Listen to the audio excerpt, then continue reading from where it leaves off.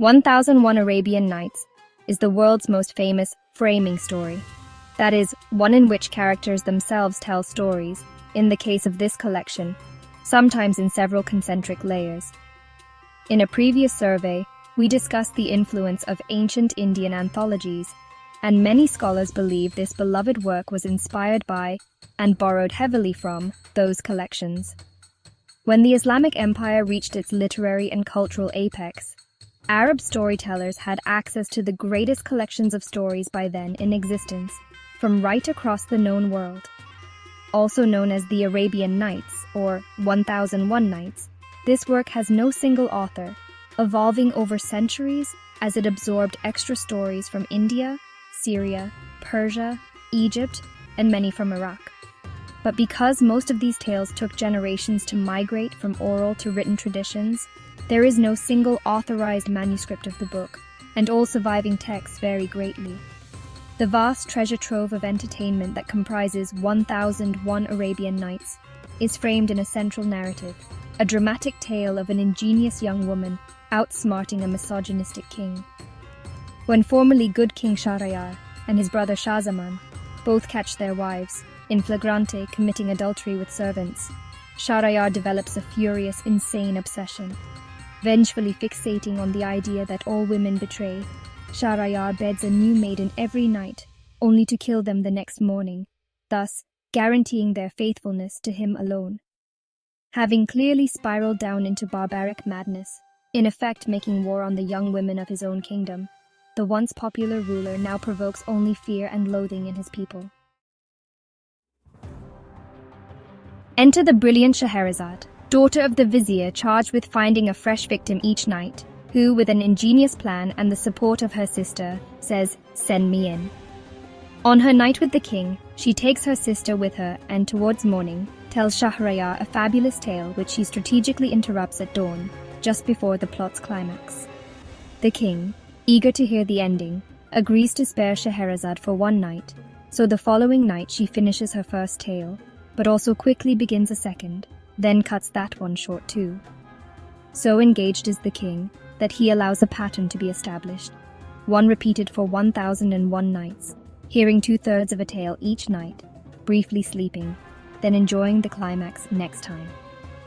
Scheherazade makes some stories last over as many nights as possible, by nesting them, embedding tales within tales within tales, so that in one case, 11 narratives run simultaneously.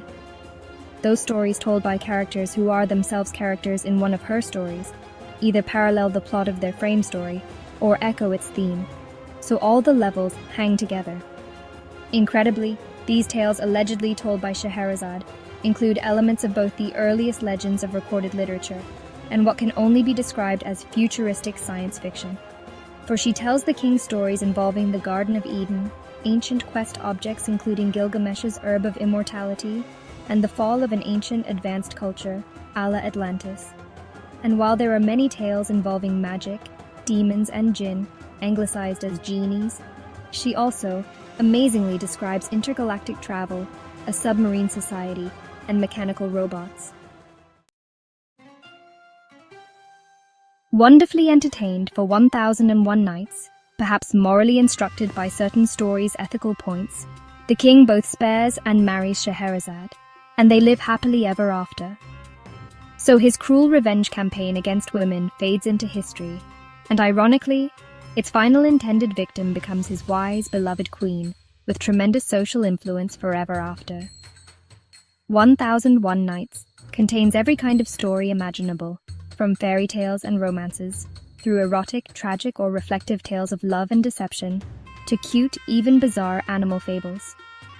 Translated into French in the 18th century, the collection joined the Oriental craze that swept Europe for decades, resulting in most 19th century children growing up with these stories. At the end of Remembrance of Things Past, the great author Marcel Proust dropped a reference to Scheherazade, confident that his educated readers would recognize it and get the joke. In James Joyce's 1922 groundbreaking literary masterpiece, Ulysses, as the parallel relationships of his three Dubliners unfold, the author makes repeated references to 1001 Nights. Ironically, some of the collection's best-known tales, such as Ali Baba and the 40 Thieves and Aladdin and the Magic Lamp, don't actually appear in any of the earliest manuscripts. While they may have been tacked on later in history, and to only a few editions, movies, musicals, and recurring interpretations by Disney Studios have built them a global fan base. And however we interpret that central life-saving tales frame, Scheherazade's survival ploy of 1001 Nights, its ultimate gift is access to the ancient world's greatest stories, and all in one place. We hope you enjoyed our quick tour of the world's most famous framed stories collection, and if that was your first visit here, you might also like our earlier framed tales survey in episode 14.